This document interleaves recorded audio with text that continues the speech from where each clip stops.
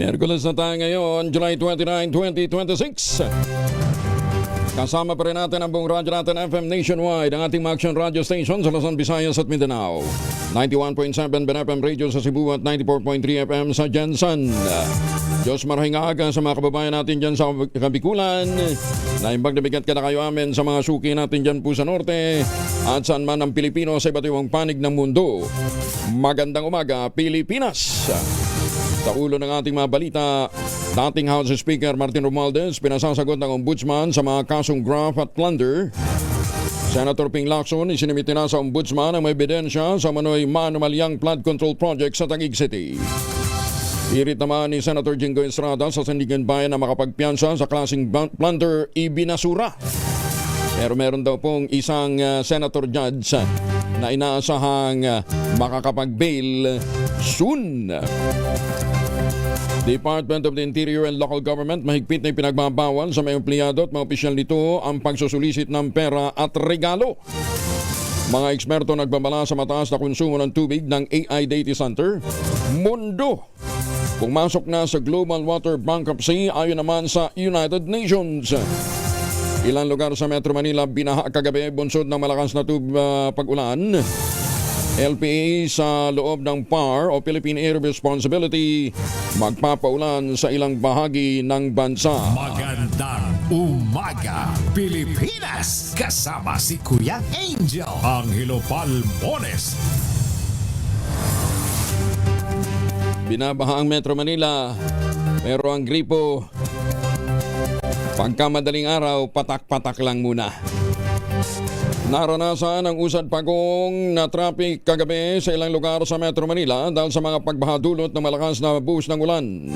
Sa report ng Metropolitan Manila Development Authority o MMDA, maraming lansangan sa Kalakhang, Maynila ang binaha, kabilang ang EDSA southbound sa Quezon City, lungsod ng Maynila, Pasay, Mandaluyong, Makati, Taguig at Valenzuela. Yan man, sinabi ng MMDA, lahat ng mga kalsadang binaha na nanatiling madadaanan ng lahat ng uri ng sasakyan. Himala namang hindi binahang Caloocan, Malabon at Tabotas ayon sa report ni Edwin Duque, RH23. Samantala, iniulat naman ang pag-asa ng low pressure area o sama ng panahon na nasa loob ng Philippine Area Responsibility ang magdadala ng mga pagulan sa Bicol Region, Eastern Visayas, Central Visayas, Caraga, Northern Mindanao sa susunod na 12 oras. Asahan din ang maulap na papawirin na may manakanakang mga pagulan, pagulog at pagidlat sa nalalabing bahagi ng bansa kabilang ang Metro Manila. Nakapagtala ang Bulusan Volcano sa susugon ng 109 na volcanic earthquakes mula hating gabi ng Martes. Ayon sa Philippine Institute of Volcanology and Seismology o PBOX, halos lahat ng naitalang pagyanig ay volcano tectonic events. Iniuugnay sa pagbibitak ng mga bato sa mababaw na bahagi sa ilalim ng bulkan. Bagamat nananatiling alert level 1 o low level unrest ang sitwasyon ng bulkan, nagbabala ang PBOX sa maaaring tumaas ang posibilidad ng phreatic o steam-driven eruption. Pinayuhan ng mga lokal na mga residente mahigpit na sundin ang ipinagbabawal na pagpasok sa loob ng 4 na kilometrong permanent danger zone at panatilihing alisto sa loob ng 2 kilometrong extended danger zone sa timog silangang bahagi ng bulkan. Pinaghahanda na rin ang mga komunidad sa timog at mga lugar na maaaring tamaan ng ashfall habang pinayuhan ang mga pilotong iwasan mo ng paglipad malapit sa tuktok ng bulkan dahil sa posibleng biglaang pagputok. Magandang umaga, Pilipinas! Nagsagawa ng hog depopulation ng mga otoridad sa Lamitan City, Basilan matapos na makumpirmang may African Swine Fever o ASF sa barangay Kalugusan. Ayon sa City Veterinary Office, 113 hog raisers ang naapektuhan, 284 na baboy naman ang namatay dahil sa sakit. Sinabi ni Lamitan City Mayor Roderick Purigay, layunin ng hakbang na mapigilan ang pagkalat ng ASF sa mga karatig lugar. Patuloy din nagpapatupad ang mas maigpit na surveillance, movement restriction at biosecurity measures. Hinikayat naman ang mga hog raisers na agad na iulat ang namang kaso ng pagkakasakit o pagkamatay ng kanilang mga alagang baboy. Alam ho ninyo, bukod sa hanggang ngayon wala hong bakuna ang ASF. Sinasabi naman nilang repopulation, drawing lang din ho naman. Drawing lang yan. Tsaka patuloy ho yung pag-angkat ho natin ng mga baboy na hindi natin alam kung safe o hindi. Alam nyo kung bakit. Yun pong First Border Protocol na dati ginagawa, isinakatuparan na dyan sa may bandang Bulacan, sarado naman, tinigil naman eh. Alahong matinong programa tayo sa First Border Protocol para masiguro na yung pong mga pumapasok na mga karne, important na karneng baboy, lalo na, ay talagang ligtas sa ASF. Yan ang malinaw na state of the nation. Wala tayong programa para sa mga magbababoy. Ang industriyang binaboy noon, binababoy ngayon at walang pag-asa kung kailan titigilan ang pambababoy. Ligtas nang nakabalik ng Pilipinas ang 6 na Pilipinong tripulante ng Liberia Plug Oil Tanker na MV Albaya matapos masangkot ang kanilang barko sa insidente ng Strait of Hormuz. Ayon sa Department of Migrant Workers, dumating ang mga seafarers sa Ninoy Aquino International Airport Terminal 3 sakay ng Qatar Airways noong Lunes. Tinalubong sila ng mga kinatawan ng DMW at Overseas Workers Welfare Administration. Binigyan ng kaukalang tulong pinansyal. Isinailalim din sila sa paunang medical assistance ng Manila International Airport Authority bago ipinagkatiwala sa kanilang license manning agency. Ayon sa DMW, 5 sa 6 na tripulante ang hindi nasaktan habang isa ay nagtamo ng minor injury sa naturang insidente. Samantala, inilipat na sa Dubai ang 14 pang Pilipinong tripulante ng MT Kaifan na inatake din sa Strait of Hormuz bilang paghahanda sa kanilang repatriation sa Pilipinas. Sinalakay ng National Bureau of Investigation at Presidential Anti-Organized Crime Commission ang Swansea Steel Incorporated dahil sa umano'y paggawa ng substandard na bakal at paghawak ng mga radioactive materials. Ayon sa NBI, natuklasan na may markings ng kumpanya ang mga bakal na ginamit sa gumhong gusali ng Angeles City, ito po'y sa Pampanga, at tiniimbisigahan din kung nagamit ang mga ito sa iba pang mga proyekto kabilang ang mga flood control project. Sa operasyon na pagkatawang inaresto habang halos 400 manggagawa kabilang ang 347 na mga Pinoy at 37 Chinese ang nasagip mula sa hazardous condition. Naskumpiska rin ng mga otoridad ang tinatayang higit sa 3 bilyong pisong halaga ng radioactive bearing at substandard steel products kasabay ng pagkakatuklas ng iba't iba pang paglabag sa labor at safety standards. Ipinatigil ng operasyon ng kumpanya habang nahaharap ang mga inaresto sa patong-patong na kaso gaya ng nuclear safety, hazardous waste, paglabag sa Clean Air Act at Consumer Act of the Philippines. We are, definitely. Kasi nga, yung test buy na ginawa namin, buong Pilipinas, so ibig sabihin na saturate yung market. That's why there was a question kanina, we're coordinating with DPWH. And we will also, if we were able to establish the strong possibility na may mga bakal na ginamit dyan, sa paggawa ng mga proyekto na yan, then that will qualify substandard. Yun na yung sinasabi ni Yusek kanina, responsibility ng contractor yan eh. The responsibility should be taken also by the contractors to ensure that they will only use what is standard. Kasi there are reports, may mga kaibigan din tayo. Magandang umaga, Pilipinas! Ay, mga mamis, laundry day today, ha? Kunot no ka ba kapag makapit, medikit at malupit ang mancha? All you need is pride. Ba't pampahirapan ang self ko sa pride? Easy at worry-free naman ang laundry. Sa Triple Stain Away Formula, tanggal ang matitinding mancha based on sa chocolate, mud, and sebum ng cotton. Gawa po ito ng ACS. Pilipinas, ang oras, 13 minuto na makalipas ang 4. Bago pa man magsona ang Pangulo, pinarangalan na ng Pangulong BBM ang Philippine Amusement and Gaming Corporation of PAGCOR matapos na mag-remit ng kabuang 5.67 billion pesos sa national government para sa mga kinita nitong 2025. Tinanggap ni PAGCOR Chairman at CEO Altenco ang pagkilala mula sa Pangulo. Ang PAGCOR ang ikalimang pinakamalaking nag-remit ng dividendo sa pamahalaan sa hanay ng 50 government-owned and controlled corporation sa mga GOCC. Sa kanyang talumpati, sinabi ng Pangulo mahalaga ang papel ng mga GOCC sa pagsusulong ng kaunlaran sa bansa. Ayon naman kay Chairman Tenco, magsisilbing inspirasyon ang pagkilala upang higit na pagbutihin pa ng PAGCOR ang pagpapatupad nila sa mga tungkulin nito. Ang 5.67 billion pesos na dividendo mula sa PAGCOR ay katumbas ng 50% ng net earnings noong 2025. Alinsunod dito sa itinatakda ng Republic Act 7656 o Dividends Law. Nag-aatas ito sa mga GOCC na i-remit sa national government ang hindi bababa sa kalahati ng kanilang taunang net earnings. Ayon naman sa Department of Finance, sumabot ng 147.15 billion pesos ang kabuang dividendo ng 50 GOCCs para sa 2026. Magandang umaga, Pilipinas! Tiniyak ng Pangulong Bongbong Marcos na nanatiling bukas ang kanyang administrasyon sa mga mungkahi mula sa mga lokal na pamahalaan at publiko upang mas mapabuti pa ang mga programa ng gobyerno.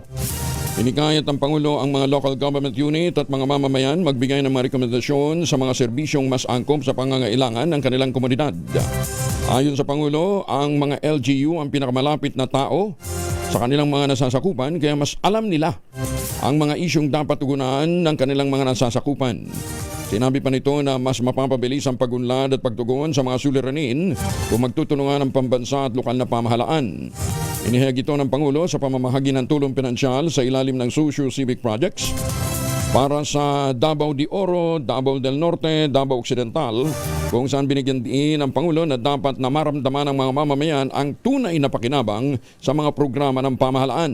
Kung kaya namin gawin, kung ito ba, ay kung ano pa ang sasabihin ninyo sa amin, kung ito ba ay makakatulong ng mabuti sa ating mga kababayan, hanggat kaya po ng ating pamahalaan, gagawin po natin para tiyakin na lahat ng pangangailangan ninyo o karamihan ng pangangailangan ninyo ay maibibigay natin sa inyo. Kinasuhan na ang siyam sa 51 kataong naaresto noong araw ng State of the Nation address ng Pangulong Bongbong Marcos Jr.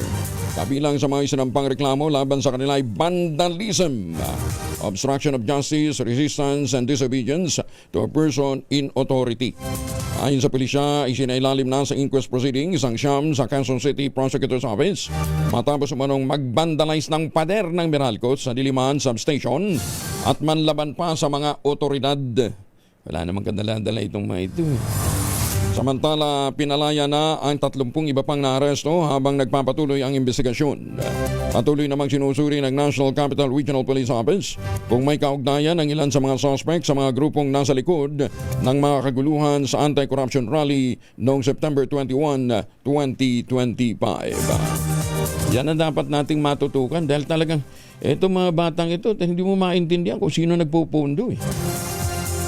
Karapatan o nananawagan naman ang Karapatan Group para sa agarang pagpapalaya sa 51 individual na inaresto sa isinagawang protesta bago ang kalimang State of the Nation address ng Pangulong Ferdinand Marcos Jr. Iginit ng grupo, illegal, walang warrant of arrest ang pag-aresto sa mga protester kabilang ang 12 menor de edad na pansamantalang inilagay sa kustodiya at kalaunan pinalaya matapos na makumpirma ng Department of Welfare o Department of Social Welfare and Development na sila'y mga bata.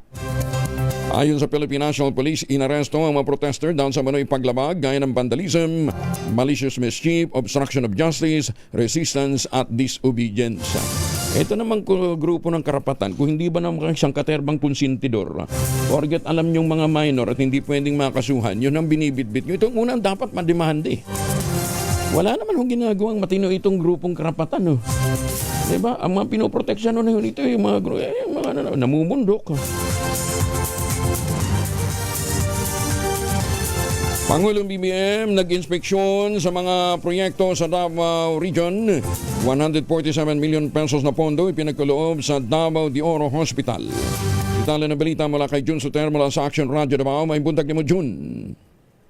Maayong buntag usab Kuyang Angel, bumisita si Pangulong Ferdinand Marcos Jr. sa Davao Region kahapon Martes, Hulyo 28 upang inspeksyonin ang mga pangunahing proyekto ng pamahalaan sa pabahay at serbisyong pangkalusugan isang araw matapos niyang ihatid ang kanyang ikalimang State of the Nation Address o SONA. Sa Davao City, ininspeksyon ng Pangulo ang People's Village 1, 2 at 3 4PH Housing Project sa Barangay Riverside, Kalinan District. Bahagi ito ng programa programa ng administrasyon na magbigay ng abot kaya at disenteng pabahay para sa mga kwalipikadong benepisyaryo. Mula rito, nagtungo naman si Pangulong Marcos sa Davao de Oro Provincial Hospital sa bayan ng Montevista kung saan ininspeksyon niya ang iba't ibang pasilidad ng ospital kabilang ang pediatrics surgery o gynae at outpatient department. Sa naturang pagbisita, personal ding iniabot ng Pangulo kay Chief of Hospital Dr. Ferdinand Anthony Sibirano ang 147 milyong pundo na gagamitin sa pagpapalawak at pagpapabuti ng mga pasilidad at serbisyong medikal ng ospital. Habang pinasalamatan naman ni Governor Raul Mabanglo ang pagbisita at pagbibigay ng pundo ni Pangulong Ferdinand Marcos Jr. Ayon sa Malacanang, bahagi ang mga pagbisitang ito ng patuloy na pagmomonitor ng Pangulo sa pagpapatupad ng mga prioridad na programa ng pamahalaan sa pabahay, infrastruktura at serbisyong pangkalusugan sa iba't ibang bahagi ng bansa. Ito si June Soter para sa DZRH. Una sa Pilipinas, una sa Pilipino. Daghang salamat, Jun Soter. Barangay officials at mga residente ng Interior Barangay ng Las Navas, Northern Samar nagsagawa naman ng kilos protesta laban sa mga membro ng CPP, NPA, NDF. Detalye ng balita mula kay Jane Galit Bantayan, Aris 34. May buntag ni mo, Jane. Muling nagkaisa ang mga opisyal at residente ng Barangay Kaputuan, Las Navas, Northern Samar upang kundinahin ang karahasan at pag-aabuso ng CPP, NPA, NDF. Isinagawang isang indignation rally. Ang kanilang panawagan, wakasan na o tapusin ang insurgency. Bahagi ng pagsasagawa ng rally, nagkaroon ng paglalagda ang mga barangay officials at mga residente bilang pagdideklara na persona non grata sa CPP, NPA, NDF. Layunin din ang sabing rally na mapanatiling payapang lugar ng walang panggugulo at kinakatakutan. Panawagan ng mga residente ang pagkakaisa at pagtutulungan para sa seguridad ng Barangay Kaputuan. Kasalukuyang hindi pa nidideklara na stable internal peace and security conditions ang bayan ng Las Navas, Northern Samar dahil sa presensya pa rin ng NPA sa ilan ng mga interior barangay sa nasabing bayan.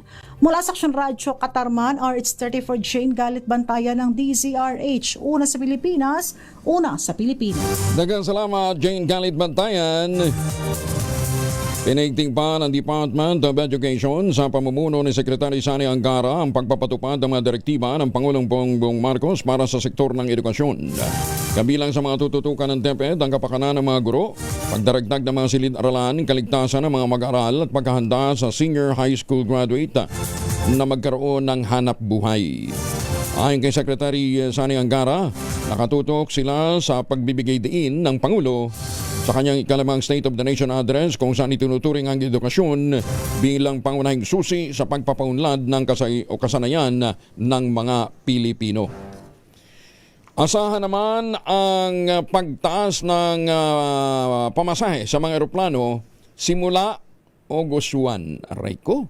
Kasunod nito ng pag-aproba ng Civil Aeronautics Board o CAB sa mas mataas na fuel surcharges para naman sa mga domestic at international flights.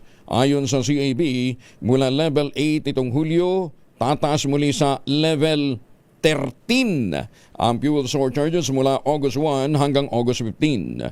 Sa ilalim ng level 3, maaaring maningil ang mga airline ng 423 hanggang 1,237 pesos na karagdagang fuel surcharges para sa domestic flights at 1,396 pesos hanggang 10,385 naman sa mga international flights depende sa layo ng biyahe. Mas mataas ito kumpara sa kasalukuyang singil na 253 hanggang 787 para sa domestic flights at 835 hanggang 6,208 naman para sa mga international flights. Ayan, ha? Kaya mababawasan ang mga paggagala-gala. And speaking of paggagala-gala, mamigay na nga muna tayo ng pera. Tumutok sa DZRH at manalo ng isang 1,000 pesos sa Malacash promo kasama ang Charm Popcorn Purple Eternity. Atin dyan po sa Dallas, Texas, sa mga nandyan po sa Hawaii, naimbag na bigat, sa mga suki natin dyan po sa Japan, ohay gozaimasu, at magandang umaga din po sa mga suki natin sa Mindanao, sa Kidapawan City, diyan sa Tagum, may buntag, sa mga suki natin dyan sa Davao, may buntag, magandang umaga din po sa mga suki natin sa British Columbia, sa mga suki ho natin dyan sa Canada. Ayan, sige. Samanta magsuroy-suroy. Ang ating tropa ng Charm Popcorn Purple Eternity kasama si Sherwin Alparo at ang kanyang tropang Pogi ay nandyan sa Barangay Addition Hills sa Mandaluyong City. So ulitin ho natin sa mga tagang Barangay Addition Hills, Mandaluyong City. Nagbabalik dyan ang tropa ni Sherwin Alparo, mamimigay ng pera kasama ang Charm Popcorn Purple Eternity. Ready na ba kayong tandaan ang ating word of the day para manalo ka ng DZRH Mini Component? Eto na! At ang ating word of the day ay itinerant. Itinerant. Ayan, itinerant sa Tagalog ho'y pagala-gala, sa Iloco, agala-ala. Agala-ala. Ayan, At sa Cebuano, nagsuroy-suroy. Use it in a sentence. Most of our lawmakers are simply itinerant. Sa loob ng sesyon, pasuroy-suroy lang, wala namang ginagawa. At habang walang sesyon, pasuroy-suroy lang din. Magandang umaga, Pilipinas! Sige, Sherwin, manghuli ka na! Itinalaga ng Pangulong Ferdinand Bongbong Marcos Jr. si Attorney Paulo Teston bilang bagong Associate Justice ng Court of Tax Appeals. Sumampa si Teston sa harap ni Chief Justice Alexander Gasmundo kahapon po ito ng hapon matapos itong iwanan ng posisyon bilang Director General ng Food and Drug Administration o FDA. Itinalaga si Teston bilang pinuno ng FDA noong 2025. Taglay ang karanasan bilang Undersecretary, Assistant Secretary at Cluster Head sa ilalim ng Department of Health. Nagsilbi rin siya bilang Assistant Secretary ng DOH Capital Asset Management at Patient Support Cluster at naging kabilang naman sa Facility Development Bureau at Facility Enhancement Program Management ng Department of Health. Congratulations kay bagong Court of Tax Appeals Justice Paulo Teston. Ay magandang umaga din kay Justice Angeles ng Court of Tax Appeals. Batiin na rin natin si Justice Energito ng Sandigan Bayan. Sa lahat ng mga justices natin ng Sandigan Bayan, good morning. Justice Max De Leon ng Court of Appeals. Siyempre, huwag natin kalimutan si Justice Alex Gasmundo ng Korte sa Chief Justice. Si Justice Del Rosario, si Justice J.Lo, Joseph Lopez, ayan Justice, sino pa itong ayun, si Justice Raul Villanueva at saka si Mama Sally. Mga maagang nagsisigising ho yan para ho makinig at makibalita, makichismis sa atin. Magandang umaga, Pilipinas! Sino ang Senator Judge na malapit ang makakuha ng bill? Antabayanan po ninyo. Antabayanan po ninyo mga detalye. Ayun, At dalawang lalaki patay sa pamamaril sa Maribeles, Bataan. Detalye ng balita mula kay Danny Kumilang, RH37. Danny, good morning. Patay ang dalawang lalaki matapos silang pagbabarilin ng hindi pa nakikilalang salarin sa Sitio Ilaya Road, Barangay Alyon, Maribeles, Bataan, bandang alas 6:10 kagabi nitong Martes. Kinilala ang mga biktima na sina Danny Biray Kalimbas, 44 anyos at Joel Roque Villanueva, 47 anyos, na kapwa residente na naturang barangay. Ayon sa pulisya, agad silang rumesponde matapos makatanggap ng ulat mula sa punong barangay ng Alyon. Kaagad ding nagpatupad ng mga checkpoints sa iba't ibang bayan ng Bataan upang matuntun ang mga suspect na mabilis na tumakas. Isinailalim na sa pagsusuri ng SOCO ang pinangyarihan ng krimen habang nagpapatuloy ang masusing investigasyon ng pulisya upang matukoy ang motibo at maaresto ang mga responsable sa pamamaril. Danny Kumilang, RH37, DZRH, una sa Pilipinas, una sa Pilipino. Maraming salamat, Danny. May pababa kay kayungan sa mga suki natin dyan po naman sa Pampanga. Magandang umaga po sa mga suki natin dyan po sa Santa Maria, Laguna at sa mga taga Bulacan. Mga misi sa may araw si Mr. Pag-uwi galing ng trabaho, abay dalian sa germ sa katawan nila. Para labanan ang amoy araw at amoy pawis, gumamit ng Shield Bath Soap regularly. Unbeatable ang Shield sa paglaban sa germs versus another brand may shea butter, pampalambot ng kuti sa presyong abot kaya 12.50 SRP. Kaya naman recommended ito ng Philippine Nurses Association. Kaya mga misis ay challenge you, subukan ng Shield Bath Soap. Galit sa sakit, may malasakit, sulit na sulit.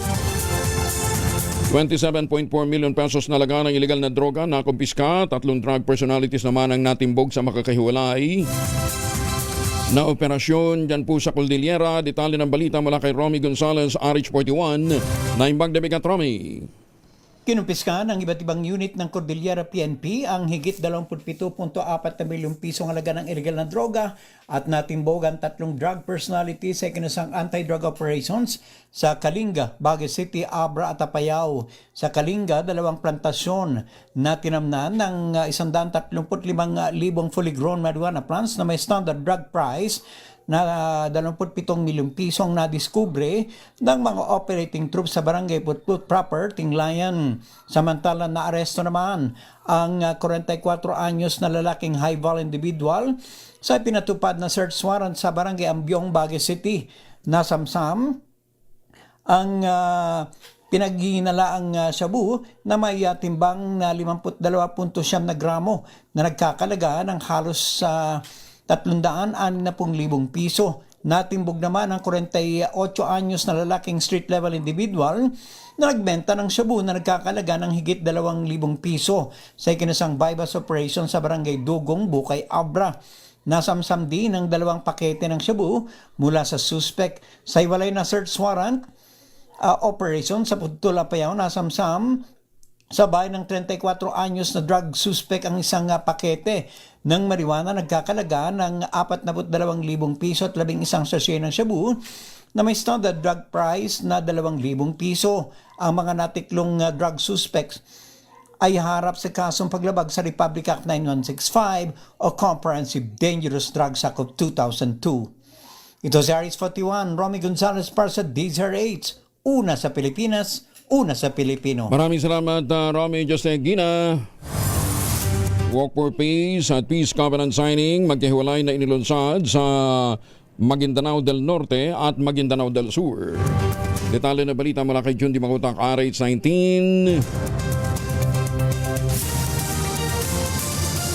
Tama, no? Si Jun magre-report. Assalamualaikum, Brother Jun. Alaikum-assalam, Brother Angel.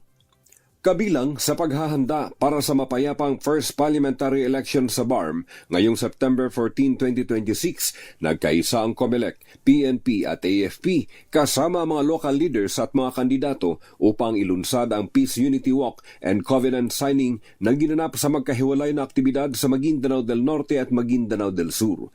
Sa Maguindanao del Sur, ginanap ang Walk for Peace sa bayan ng Buluan na pinangunahan ni na COMELEC Provincial Election Director Attorney Alan Cadon sa pagkikiisa ni na Brigadier General Omar Orozco ng 1st Mechanized Brigade, Brigadier General Edgar Catu, Commander ng 601st Infantry Brigade, at Provincial Police Director Police Colonel Michael Jan Mangahis, 10 ng kanyang mga Municipal Chiefs of Police na dinaluhan din ng mga participating candidates. Sa naturang Peace Covenant Signing, walang atubiling lumagda ang mga Parliamentary District Candidates ng Maguindanao del Sur kasama ng kani-kanilang mga political groups. Ang nasabing aktibidad ay tinalakay sa pinatawag na interagency meeting ni Governor Datu Ali Midimbang upang paghandaan ang final preparations sa seguridad at sa mga Peace Covenant Signing. Habang sa probinsya naman ng Maguindanao del Norte, inilunsad din ang Candidates Forum at Peace Covenant Signing na mga parliament candidates na pinangunahan naman ni na Provincial Election Supervisor Attorney Muhammad Nabil Mucha, 602nd Infantry Brigade Commander Brigadier General Ricky Bunayog, 1st Mechanized Infantry Battalion Commanding Officer Lieutenant Colonel John Paul Cabarubias, Philippine Coast Guard Maguindanao Station, Lieutenant Colonel Victor Donque, MBLT-5, Provincial Police Director Colonel George Bagundol Jr., Police Colonel Manan Moarip, Liaison Officer for Mindanao ng PPDC, at Dr. Ibrahim Imbong, OIC Schools Division Superintendent ng Maguindanao del Norte, at kasama rito ang NAMFREL. Mula sa Central Mindanao, RH19, June Dimakutak, DZRH, una sa Pilipinas, una sa Pilipino. Sukran, June. Magandang umaga, Pilipinas! Magandang umaga sa mga Pilipino dyan sa Saskatchewan, Canada. Ay, magandang umaga din kay Crisanto, ha? Ingat ka dyan sa Papua New Guinea. 3 dam sa Luzon ang mahigpit na minomonitor ng Pag-asa dahil sa patuloy na pagsadlad ng level ng tubig. Ayon sa Pag-asa, bumaba na sa 175.97 meters ang level ng tubig sa Pantabangan Dam. Ito po sa Nueva Ecija mula sa normal na 216 meters. Sa Isabela naman, nasa 161.05 meters na lamang ang water level ng Magat Dam, mas mababa sa normal na 190 meters.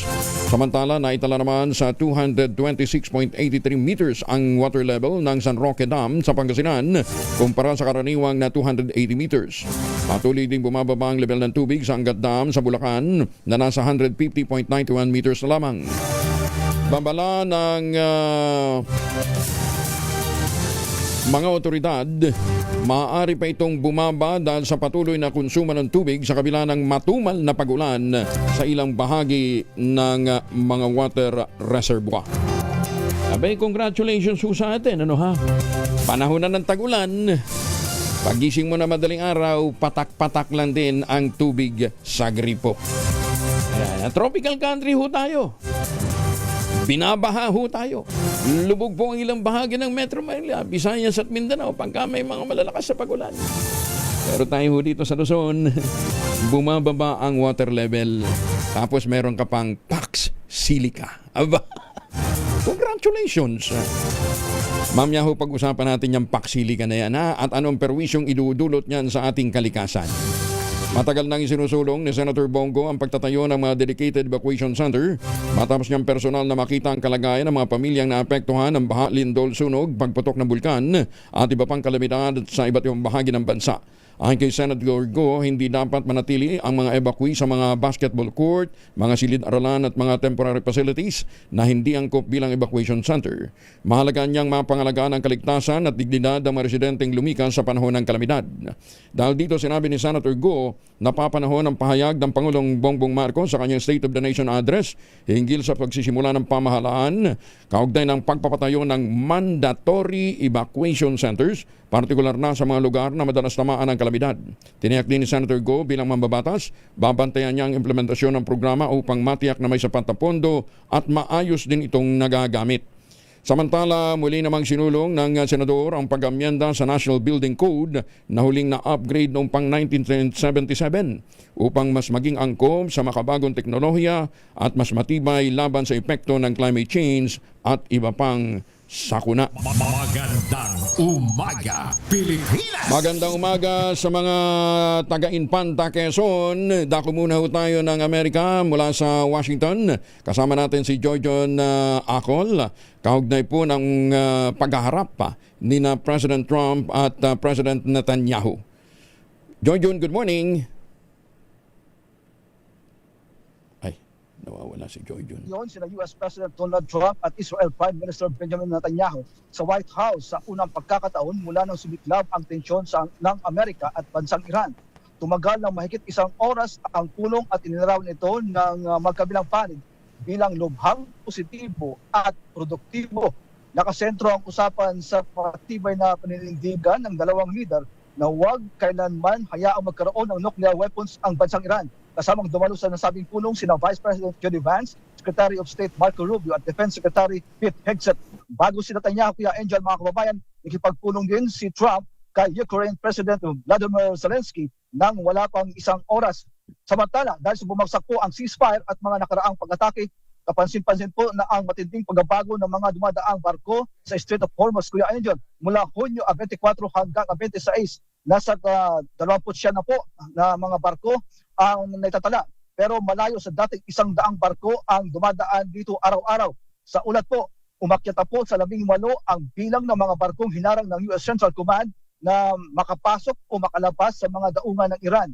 Higit sa 20 US warships ang nakabantay ngayon sa rehiyon na tinawag ni Pangulong Trump na isang steel wall.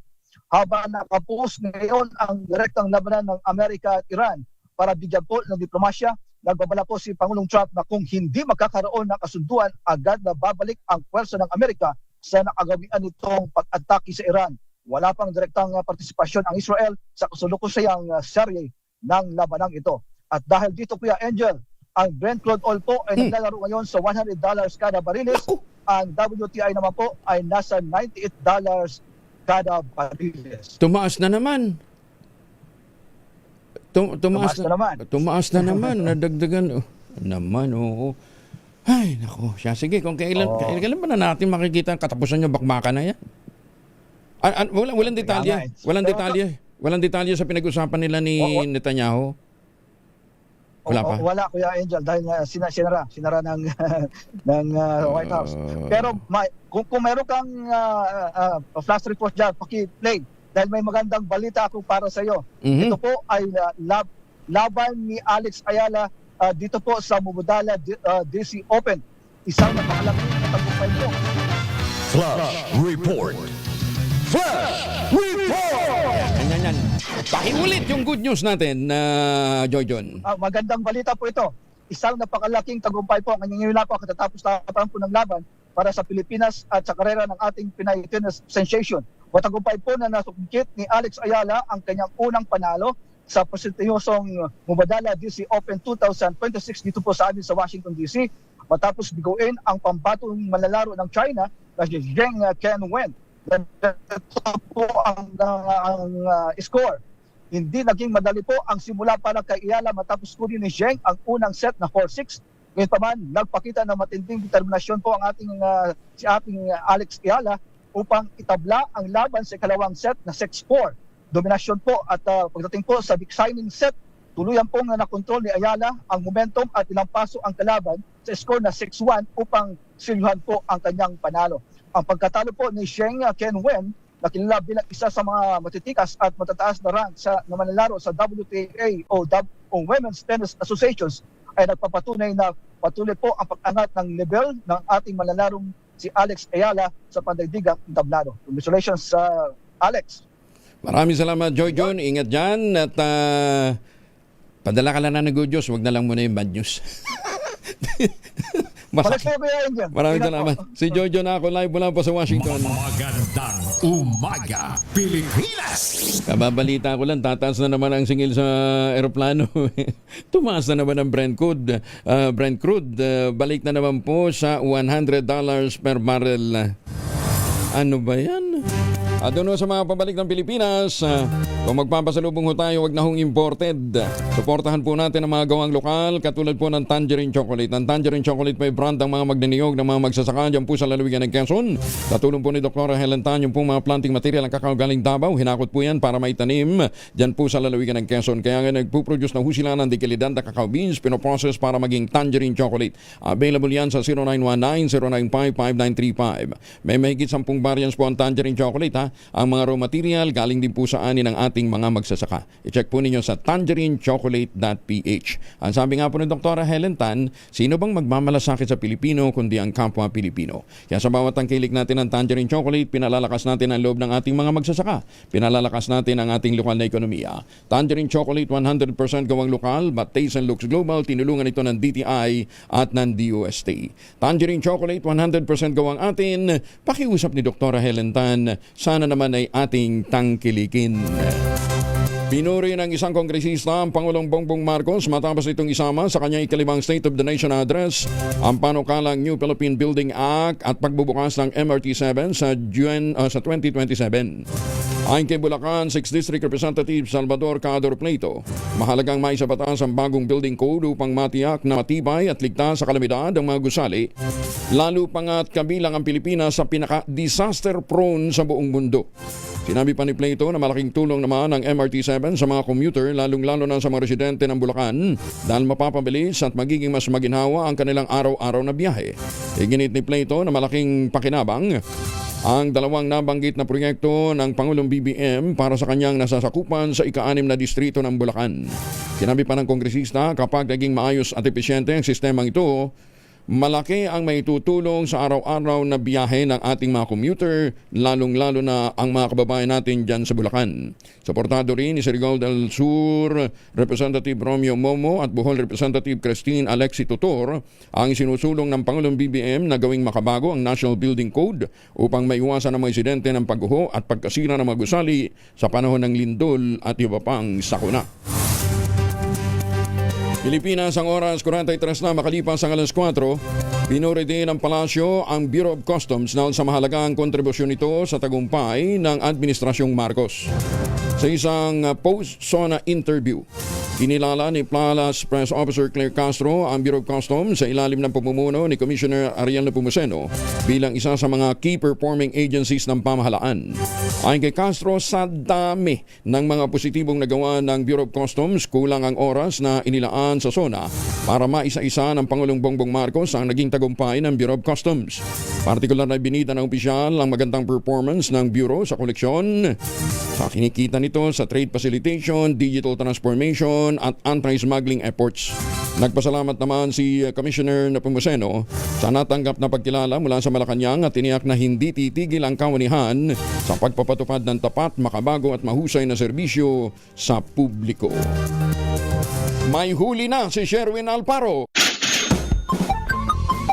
Tumutok sa DZRH at manalo ng isang 1,000 pesos sa Malacash promo kasama ang Charm Popcorn Purple Eternity. Morning, Sherwin! Yes, good morning Kuya Angel. Ipinagdiriwang natin yung tagumpay ni Alex Ayala ngayong umaga kaya naman nagpa-spaghetti kami. Ayun, no, ang dami. Oh, grabe. Dito sa tindahan.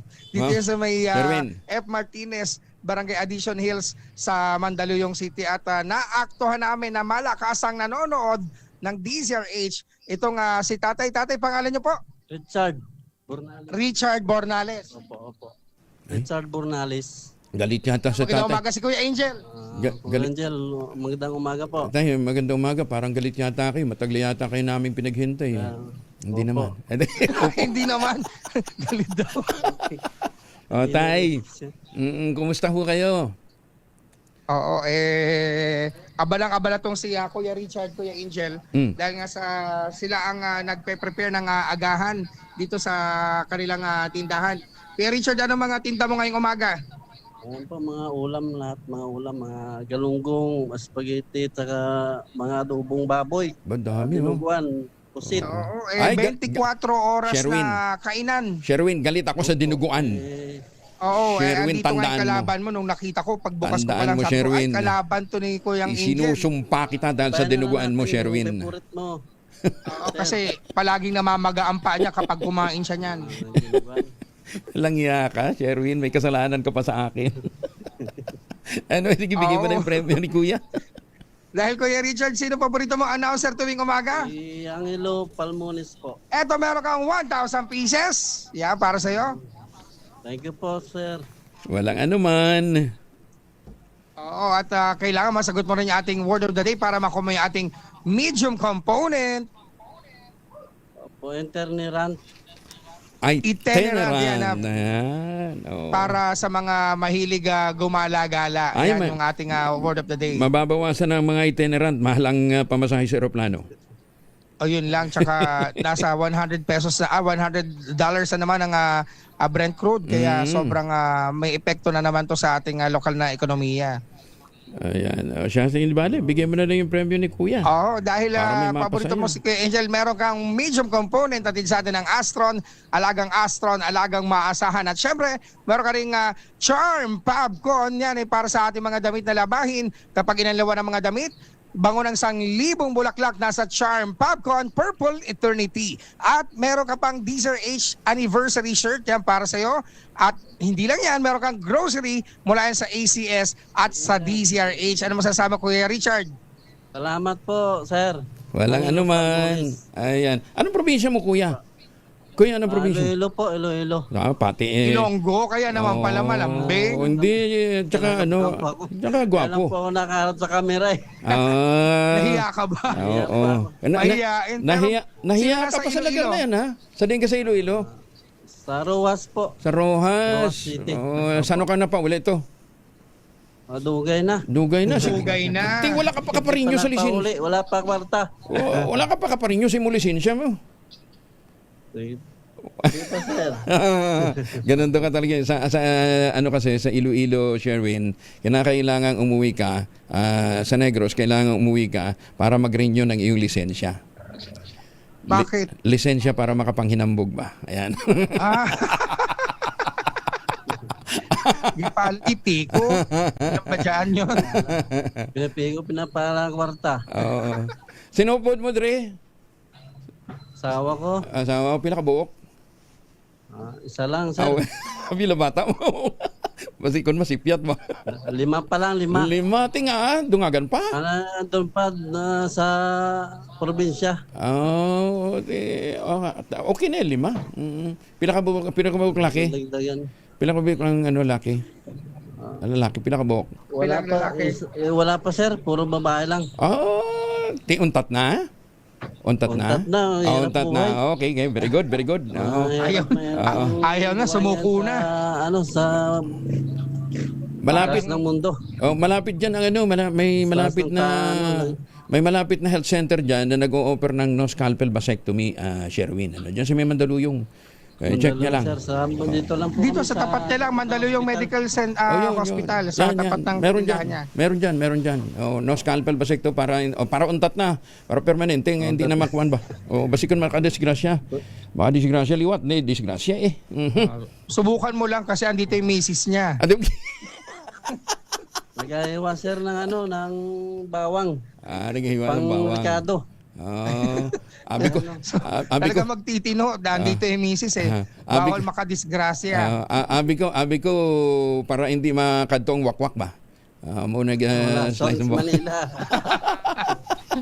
Sige. Lang, sir, pag tapat ng alas 12 lang gabi yun, nagugubad yun. Ibang wakwak naman yun. Ibang wakwak yun. Sige. Oo. Sige. Ay, congratulations pala, Kuya Angel. Speaking of mga aswang, congratulations sa Gabi ng Lagim na tinanghal na Best Radio Drama Show sa First Fama sa Broadcast Arts Awards. Yan. So, congratulations. Gabi ng Lagim na mapapakinggan din. Hindi lang tuwing hating gabi sa DZRH, kundi sa Spotify. Napin niyo po, Gabi ng Lagim, para doon sa mga episode na gusto nyong balik-balikan. At syempre, doon sa mga available na mga drama, sa mga nais makinig ng drama habang bumabiyahe, nasa Spotify po, Gabi ng Lagim. Ayan. Thank you po, sir.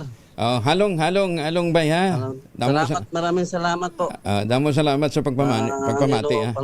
Ayan, thank you very much. Thank you. Ingat. Ako, Kuya Richard, maraming salamat. At syempre sa mga nais manalo ng 1,000 pieces, laging tumutok sa DZRH. Baka kayo nang susunod dating winner sa DZRH Malacash promo, kasama ang Charm Fabcon Purple Eternity RH number 6, Sherwin Bata Alfaro DZRH. Una sa Pilipinas, una sa Pilipino. Tumutok sa DZRH at manalo ng isang 1,000 pesos sa Malacash promo kasama ang Charm Fabcon Purple Eternity. Salamat kay Magyo nga aga sa mga kauturan tandaan sa Negros, naimbang nabigan sa mga suki natin dyan po naman sa Hawaii. Buong suporta ang ibibigay ng Kamara sa mga priority measures ng administrasyon. Kasunod na ikalimang State of the Nation address ang Pangulong Bongbong Marcos Jr. Ayon kay House Speaker Faustino D. III, titiyakin ng Kamara na may papasama panukalang kailangan ng ehekutibo sa maayos, maingat at napapanahong paraan. Sinabi ni D na nagsisilbing malinaw na gamay ng SONA para sa mga mababatas sa pagtalakay ng mga priority measures, kabilang ang mga hakbang upang mapagaan ang pasanin sa buwis ng mga Pilipino at mapababa ang presyo ng kuryente. Mamaya po may makakausap po tayo sa ERC. Intindihin ho natin saan ba napupunta yung binabayaran nating systems loss.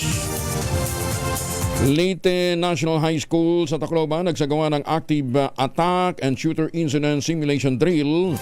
Sinaksihan niya ni Jimmy Angay-Angay, RH32, maupay nga aga, Jimmy. Matagumpay na sinagawa ng Leyte National High School Tacloban ang School Active Attack at Shooter Incident Simulation Drill sa Building 41 grounds Layunin ng aktibidad mapalakas ang kahandaan ng mga guro, kawan at mag-aaral sakaling magkaroon ng aktibong pag-atake o iba pang emergency sa paralan. Pinanguna ng School Disaster Risk Reduction Management Team ang programa habang nagbigay ng safety briefing at scenario orientation ng Tacloban City Police Office Station 2 tungkol sa tamang pagtugon, evacuation, lockdown procedures at koordinasyon sa mga responder. Ayon kay School Principal Bayani Aduna, malagang pagiging handa, alerto at nagtutulungan ang buong komunidad ng paralan upang mailigtas ang buhay sa oras ng sakuna. Sa pagtatapos ng aktibidad, pinuri ni Assistant School Principal Bernie Joda Lamograr ang disiplina at kooperasyon ng lahat na lumahok sa simulation drill. Dito sa DYVL Action Radyo Tacloban, ito si R32 Jimmy Angay-Angay para sa DZRH. Una sa Pilipinas, una sa Pilipino. Daghang salamat, Jimmy Angay-Angay. Bamtret naman sa Bayambang National High School sa Pangasinan, agad na inaksyonan ng PNP. May naarestong minor de edad. Detalye ng balita mula kay Freddy Fajardo, RH38. Masantos siya kabasan ni Chika Amin sa ating mga kababayan dyan sa Pangasinan, Freddy. Masantos siya kabusan po yung Angel. Kahapon ng umaga nakatanggap ng bamtret ang Bayangbang National High School sa Bayangbang Pangasinan na agad ay pinagbigay alam sa kapulisan. Base sa ulat ni Bayangbang Chief of Police Lieutenant Colonel Romil Bagsik, pasado alas 6 ng umaga kahapon, ang official Facebook page ng Bayangbang National High School ay nakatanggap ng bamtret. Kaya agad nilang sinicure ang school campus at agad nakipag-ugnayan sa Provincial Explosive Ordnance Disposal and Cannon Unit na silang nagsagawa ng thorough bomb detection sweep, paneling, and inspection throughout the entire campus. Kasabay ng follow-up investigation ay sinagawa ng intelligence unit na nagresulta ng pagkatukoy sa person of interest na isang minor de edad na agad din tinungo ang kanilang tahanan kasama ang barangay official at nakipag-cooperate naman ang ama ng binatilyo hanggang sa napaamin ng suspect na siya nga ang nagpadala ng bomb threat. Sa loob ng 3 oras, naresolba ang nabanggit na bomb threat. Ang suspect ay nasa kustodiya ng Bayangbang Police Station as a child in conflict with the law o CICL in accordance with Republic Act 9344 with the presence of the Duty Women and Children's Protection Desk o WCPD personnel at Bayangbang Municipal Social Welfare and Development Office MSWDO para sa kaukulang intervention at patuloy na ginagawang investigasyon. Mula sa Action Radio Pangasinan, ito si Freddy Fajardo, RH38 nag-uulat para sa DZRH, una sa Pilipinas, una sa Pilipinas. Maraming salamat, Freddy. Pilipinas, ang oras 55 na makalipas ang alas 4. Oras na para tayo po naman ay mag-ultimayo. Ngayon ang habang ultimayo. Ito po ay postbiotic with Lactococcus lactose-rhin plasma. Dumaan po ito sa mahabang clinical trial. Hindi testimonial, hindi kwentong kutsero, kundi human clinical trial dyan po sa Japan.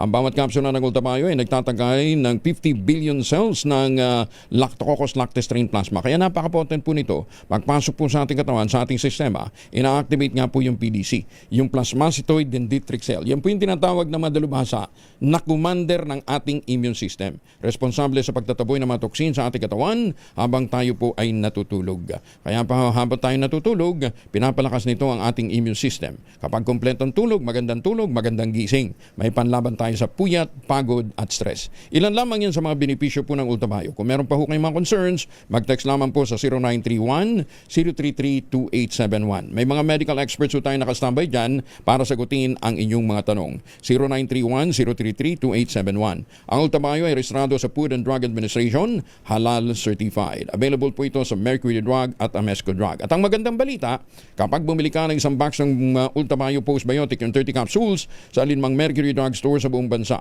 makakakuha ka pa rin ng free 100 pesos Mercury Drug gift certificate. Promo runs until July 31, 2026 na lamang ha. Per DOH FDA CFRR permit number 0981-0-2025. Mahalagang paalala, ang Ultimayo po ay hindi gamot at hindi dapat gamiting panggamot sa anumang uri ng sakit. Magandang umaga, Pilipinas! Kasama si Kuya Angel, Angelo Palmones. At bulabugin muna natin ang pagja-jogging ni Don Danilo Pausto, ang presidente ng Philippine Chamber of Agriculture and Food Incorporated. Sir Danny, magandang umaga po sa inyo.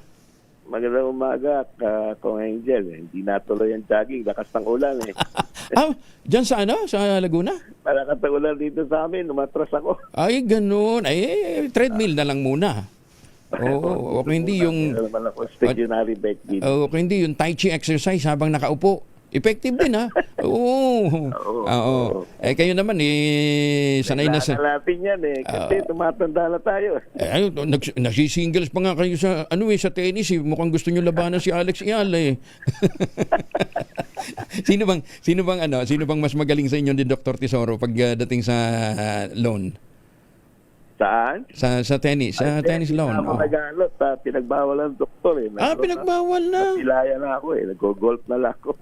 Golf na lang. Diyan kayang-kaya mong talunin si Dr. Emil Labier. Si Doc Emil, di nagkaan. Kaya nga, kaya mong talunin. Anyway, seriously, dito na ho tayo sa SONA. Maraming mga binanggit ang Pangulo doon sa sektor ng kuryente, yung systems loss, patatanggal, tapos may mga pinatututukan din sa mga LGU. Kaya lang parang napansin ko, wala yata masyado sa sektor ng agrikultura. Meron naman konti. May konti nga. Pero sa kalahatan, ang tingin ko, maganda naman yung kanyang SONA, yung report, at medyo comprehensive at medyo impressive. Pero kung talagang iisipin natin, ako yung nag-aalala dahil sa paano popondohan yung mga programa na highly subsidized. Ito sa agriculture, ang banggit niya, meron of course yung benting bigas, meron yan, yung kadiwa at saka yung NFA, mamimili na ng hindi 10% ang output, kundi 15% na, increase ang purchase. Pati rin yung ibang programa, lahat yan subsidy. Yung kanyang report para sa maging popularity ba at dahil tingin ko para na rin paghahanda sa mga kampanya sa isang taon yan kasi ang tingin ko sa isang taon na lang next year medyo lame na kampanyahan so itong problema napakalaki na ng ating budget deficit.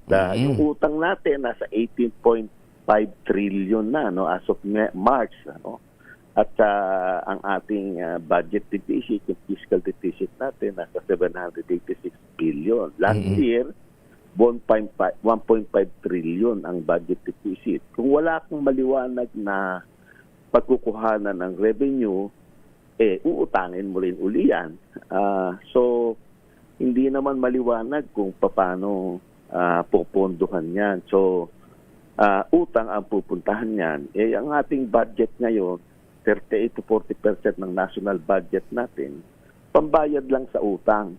Kung pupondohan mo pa yung mga sweldo ng gobyerno, yung mga 2 milyon na empleyado, tsaka bureaucracy, ano pa matitira sa programa, sa mga projects, yung ating public works, yung ating education, health, ating national defense, ano pong matitira dyan? Talagang, so ang kanyang report popularity lang ang laban. Okay. Magkano? Ano naman talaga lahat ang ginagawa ng mga presidente pag last 1 or 2 years to go, bahala na siguro yung susunod na... Bahala na si Batman kung kaya nilang implement. Yun ang problema. Kasi mga bagong taxes o revenue measure, hindi popular yan So, bibigay na yan doon sa susunod na mamumuno. Yun ang problema. Tayo rin ang tatamaan doon. Okay, Sir Danny, dito na tayo ngayon sa pagkain. Magkano ba ngayon ang farm gate price ng palay? Ng palay? Ay, yung meron siyang cap na 50, tuloy pa yun. Okay. Meron pang 55 sa atin, sa local, 52, 55. Yan yung market price. Yan yung pero yung farm gate magkano? Ang farm gate ang balita ko sa bandang norte nasa 14 lang Isabela kasi ang ngayon ang binibili ngayon ng mga miller at saka yung mga trader, yung mga nakakamalig na kasi wala pa namang anihan. Wala pa anihan. Kaya yung umani talagang ang baba sa Ilocos region saka sa Cagayan nasa ano lang nasa 16 lang balita ko. Ngayon, with the prices natin ng gasolina at saka ng fertilizer, tumaas na naman. Tumaas na ang cost natin ng ating Production, oo. production. Magkano na? Pagka 80 kabans lang ang harvest mo o 4,000 kilos sa isang hektarya, which is tag-ulan, ano? Ang cost mo dyan, nasa 17 pesos ang kilo. Diyos me. Hindi pwedeng, pag binili mo ng 16 yan, kawawa talaga yung tao. Ngayon, pipilitin na ngayon ng NFA sa 21, pipilin ang sariwa, at saka siguro yung tuyo nasa 24, 26. Paano gagawin mo? Ibebenta mo, pala yun, ibebenta mo ang bigas ng 20. Napakalaki ng subsidy. Mahigit 20 piso isang kilo. Paano mo itatagal yan? 12 million people na sinasabi ni Presidente na aabutin ng 20 bigas. Yun ang problema. Nakakabahala yun. Kasi saan manggagaling yun? Saan kukuhanin yung pera? Oo, saan kukunin? Ang malungkot ho nito, kung ganun lang yung yung farm gate price, sino pang gaganahan magtanim, dahil limited naman ang capacity ng NFA. Tapos, ang mura daw ngayon ng imported na bigas. Mas mura kaysa doon sa mga locally produced. Vietnam at saka Thailand. Mura ang dating. Kaya nilagyan nila ng cap para hindi masyadong malaki kita naman ng importer. Ang ginawa pa ng ating mahal secretary ng agriculture, kung ikaw may investment dito na palay o rice miller ka, ikaw lang ang bibigyan ng lisensya para mag-import. Yung mga talagang trader lang na walang ginawa, kundi hindi naman naghirap, hindi naman nagtatanim, talagang nagtitrade lang. Sa huli na muna sila makapag-import. At least kahit paano, at least yung mag-i-import, talagang sumugal din dito sa atin, lokal. Nakasugal sila. Maganda yan. Sila, mga gano'n ang ginawang polisiya. Although, ang sabi nga natin, Sir Danny, bagamat nandun na tayo, nag-i-invest ngayon ng DA para sa mga post-harvest facilities, pinapaganda yung mga milling sites natin, it will take time bago talaga ma-achieve yun. At kinakailangan ng dagdag na pondo, So, meron naman yung ating RCEP ang problema yung procurement process, yung mga distribution system kasi wala naman tayong yung ating yung clustering yung cooperative, kukunti ng ating mga cooperative kaya nga may pinapasang batas na Bureau of Agriculture and Cooperative at saka yung extension work kailangan. Yun ang naging iintayin pa natin hindi pa doon pa sa Kongreso yun at itong proseso na pagbibigay nitong mga post-harvest facilities hindi masyadong extensive pa. Talagang it will take time, hindi naman pwedeng overnight. Isang taon na lang bali halos ang si Presidente BBM. At as I said, kampanyahan na. Next year, kampanyahan na. Ngayon, umpisa na nga. Kaso, so, talagang popularity ang kanyang nire-report. Yung paano gagawin at saan kukuhanin yung pera, bahalian na si Batman. yung dito sa importation ng karne, sabi ko nga, talagang hindi mo makukumbisi ngayon yung mga dating nasa livestock na magbalik sa pagbababoy kasi wala pa naman tayong bakuna po sa ASF. Ang pangalawang problema pala, hindi rin itinuloy yung First Border Protocol, yung pasilidad dito sa Bulacan. Sabi ko, malayo nga yung anggat, talagang maglalagay dito sa Metier. Kailan? Ibibiyahe mo pa doon magmula sa port, papadlin mo sa anggat, in between nun, maraming milagro mangyayari. Correct. Sa traffic, saka sa tracking. Kailan ipatutupad yung accessible na First Border Protocol, Sir Danny? Matagal na namin yan. Dekada na namin inuungot yan sa gobyerno. Yung site at saka ang balita ko, gagawin na dapat, gagawin na yan. Taon na. May pondo na yan So, nasan yung pondo? May pondo na yan. yun ang isang aantayin natin na sana naman huwag na muna siyang gumrabe na maitayo na muna yan. Yan. Number 1 yan, first border na yan. Kaya nga Pag wala tayong first border, rada ng smuggling, nandiyan ang mga biosecurity issue, di ba? Pumapasok ng mga pinag-uusapan launching pad ng rocket. Wala nga tayong first border protocol eh. Diba? Ito nga first border protocol hanggang ngayon drawing eh. Ay, sus, may ginubo. Rocket yung gusto. Asya, sige. Mga ibang rocket yan eh. Ay, naku! Naku, delikado na tayo sa mga rocket na yan.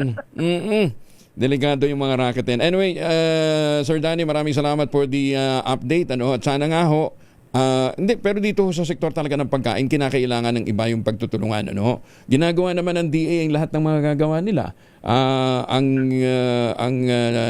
National Irrigation Administration, puspusan din ho. Kaya lang, it cannot happen. Sabi nyo nga, it cannot happen overnight. Hindi pwede. Take time.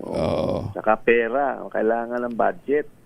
Hindi naman basta yung sasabing budget, 100 plus lang naman ang billion ang sa agriculture, and which mga 2 to 3% pa lang ang percent ng GDP ang ating budget. Ang ibang bansa 4 to 6% ang layo, no? GDP ang budget. Dapat pagkain yan ang iniintindi kasi ng ating economic managers yung demand side. Yung inflation sa consumer, yun.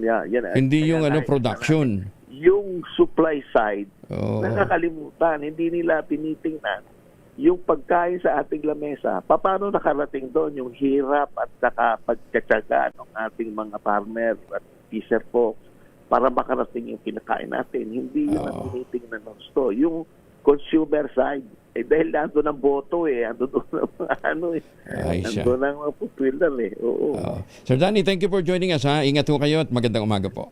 Magandang umaga. Salamat. Ang presidente po ng Philippine Chamber of Agriculture and Food Incorporated. Magandang umaga, Pilipinas! Ito po wala hong naghahangad na hindi magtagumpay ang Pangulo. Siya ang Pangulo ho natin Kaya sinusuportahan ho natin siya po yung magtagumpay. Kaya lang, maniwala ho kayo't hindi. Sangkaterbo ho kayo kasing sip-sip. Yung kung ano-ano mga binapayo sa Pangulo. Mantakin nyo ngayon, ang problema natin, food security. Ang isinubo sa presidente para ibida, pagpapalikan ng racket. Sinasabi na nga ho natin. Ako panahon pa ng kampanya, itinanong na natin yan. Kung gusto nating maimbitahan si Elon Musk, ano ho yung programa na pwede ho nating isulong? Di ba? O space program, kasi space tourism yung kanyang sinusulong. Meron hong tamang site. Hindi po dyan sa Cagayan. Dahil malayo po yan sa equator. Yung pong pagtatayo ng Philippine Space Agency, ako hong unang nag-file yan ng bill sa Kongreso. Although later on lang ho na ipasa. So, kasi nakikita ho natin ang benepisyong dala niyan. Kaya lang, yung pong pinaglagyan at yung pong mga nagsusulong, mukhang iba naman ho ang agenda. Magandang umaga, Pilipinas! Pangulong BBM inatasan si Secretary Vince Dizon na inspeksyonin ang mga binahang lugar sa Davao City. Detalye na balita mula kay RH8, Let Narciso. Good morning, Let. Pinaaral ni Pangulong Ferdinand Marcos Jr. sa Department of Public Works and Highways ang sitwasyon sa mga binahang lugar sa Davao City. Ang direktiba ay ibinigay ng Pangulo kay DPWH Secretary Vince Dizon na kasamang nag-inspeksyon sa pabahay program sa lungsod kahapon.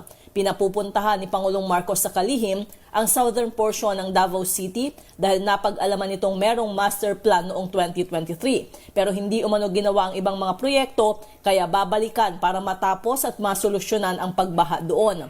Libo-libong residente sa Davao City ang naapektuhan ng pagbaha dulot ng tuloy-tuloy na malakas na ulan dahil sa habagat noong weekend. Batay sa Office of Civil Defense sa Davao Region, partikular na naapektuhan ang mga barangay ng Los Amigos, Matina, Bangkal at Talomo. Ito si Let Narciso para sa DZRH. Una sa Pilipinas, una sa Pilipino. Maraming salamat, Let. Magandang umaga, Pilipinas! 12 minuto na makalipas ang alas 5 ng umaga. Pilipinas, ang oras 13 minuto na makalipas ang alas 5 ng umaga. Magandang umaga, Pilipinas! Kasama si Kuya Angel, Angelo Palmones.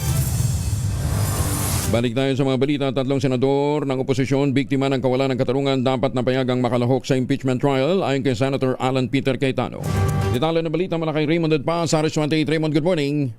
Iginiit ni Senate Minority Leader Alan Peter Cayetano na biktima ng kawalan ng katarungan ng tatlo nilang kasamaan sa minorya na kung hindi nagtatago ay nakakulong. Ito ay sina Senador Ronald Bato de la Rosa na nagtatago at sina Senador Jingo Estrada at Rodante Marcoleta na nakakulong dahil sa kasong plunder. Sa kanyang kontrasona, binigyang din ni Cayetano na nagtatago at nakakulong ang kanilang mga kasamaan dahil hindi makakuha ng katarungan. Hiling ng senador ay bigyan sila ng pagkakataon na makiisa sa impeachment trial laban kay Vice President Sara Duterte. Ang kaso ng tatlo nilang kasama na isa lamang sa napakarami umanong problema ng bansa, gaya ng kahirapan, pagkabansot ng mga batang mag-aral at lumulobong utang ng Pilipinas. Narito si Senate Minority Leader Alan Peter Cayetano. Can we add, the President is also not only the President of the administration, he is also President of the opposition. And respectfully, I believe that Senator Bato is fleeing unjustly because he cannot get justice. I believe Senator Jinggoy and Senator Marcoleta are political prisoners, and that if it wasn't weaponized, they will be able to at least go out on bail. So, Mr. President, these are things that we should talk about as a Senate. Beyond politics, beyond emotions. Sabihin nyo na mali ako, but should they be allowed to attend the impeachment? Sabihin nyo na mali ako, and they're not political prisoners, but are they getting the justice? Pantay-pantay bang hustisya o selective justice po tayo ngayon? Ito si RH28 Raymond Adpas para sa DZRH, una sa Pilipinas, una sa Pilipinas. Magandang umaga, Pilipinas! Si Attorney Francis Saturnino Juan, ang chairman po at CEO ng Energy Regulatory Commission, kasama na natin. Chairman, magandang umaga po sa inyo. Oo, magandang umaga po, Kong Angel at sa lahat ng mga nakikinig. Siguro para mas maintindihan ng ating mga kababayan, kasi nitong mga nagdaang araw, matapos banggitin ng Pangulo sa kanyang sona nung Lunes, yung systems loss, daming positive at saka mga negative reaction. Number one, saan ho ba napupunta talaga yung system loss charges, Chairman? Yung kinokolekta sa atin na system loss charge, ang perang nakolekta dito ay ibinabayad din ng ating mga utilities sa kanilang suppliers, sa mga generation company. At may bahagi dito ay napapapunta sa NGCP. Para ito kabayaran doon sa kabuang kuryente naman na isinupply nila. Kasi itong mga generation company, kung sila ay mag-susupply ng kuryente sa mga utilities, pagpasok ng kuryente niyan sa mga distribution system ng ating utilities at pagbebenta niya sa kanyang mga customers, may nababawas na dito. Pero ang mga generation company, siyempre, ang kanilang kabayaran ay batay doon sa kantidad na kanilang na-deliver sa distribution. So hindi po pwedeng may timeline yan. Hindi po pwedeng na-recover nyo na. Hindi po pwede kasi yung systems loss nangyayari all throughout the distribution. Transport. Oo. Palagian to, hindi ito nawawala. Dahil mayroon tayong klase ng system loss na talagang kabahagi ng pagsusupply ng kuryente. Dahil talagang may nawawalang kuryente sa pagdaloy nito sa mga kawad ng kuryente. Chairman, ano yan? Peculiar ba yan sa Philippine setting? Hindi ito peculiar sa atin lang. Kasi ito nga ay base sa P6. Yung mga nawawalang kuryente na yan sa pagdaloy ng kuryente sa kawad. Kaya ang ibang mga bansa din ay mayroon ding system loss. At ito din ay somehow nasa mapasama sa sinisingil sa kanilang mga konsumidores. So hindi natin pinayayaman yung mga power distributor at yung mga power generator.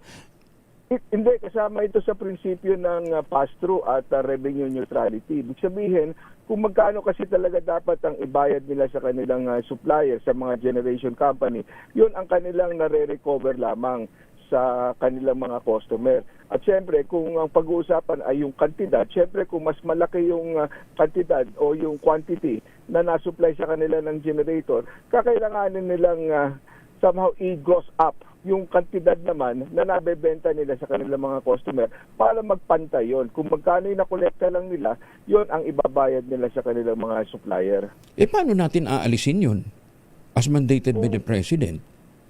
Kung ito nga ay ipag-uutos na alisin at magkakaroon ng pag-amyenda sa batas, ang mangyayari dito ay hahanapan ng kung sino ang dapat na managot dito sa gastos na ito. Kasi this system loss charge represents a cost related to generation and transmission. At kung ito ay hindi na maipapasa sa mga customers dahil sa pagtatanggal ng system loss charge, ito ay kakailanganin pagdesisyonan ng Kongreso na dapat ay saluhin o sagutin ng ating ibang mga stakeholders tulad ng generation and transmission, o kung kaya naman ay bahagi nito ay maaaring sagutin ng gobyerno. Naku, di subsidy, panibagong subsidy naman kung sakasakali. Oo, pero ang tinitingnan natin dito ay yung pag-allocate nitong cost na ito doon sa iba kung ito ay nararapat na ipasingit or ipa-absorb sa generation, transmission, at kasama na rin ang distribution. Siyempre kung ang mga distribution utilities ang sasagot ng system loss cost na ito or bahagi ng cost, siyempre kakailanganin din naman nila ng pagkukunan. Ng pagkukunan. So maaaring ito ay sa kanilang distribution charge, o kung kaya naman kung ang ating magiging kampanya ay pababain nila ang kanilang level ng system loss, kakailanganin nilang mamuhunan sa karagdagang capital expenditures o kaya naman sa operating expenses nang sa ganun ay mapababa nila ang kanilang system loss. At yung systems loss, hindi lang ho yan yung pilferage, hindi lang yung mga ninanakaw ng mga walang hiya na ipinapasa sa ating mga nagbabayad ng kuryente, yung kanilang ginagamit ng kuryente. Maliit na porsyento lang ba yung pilferage sa attorney, Chairman?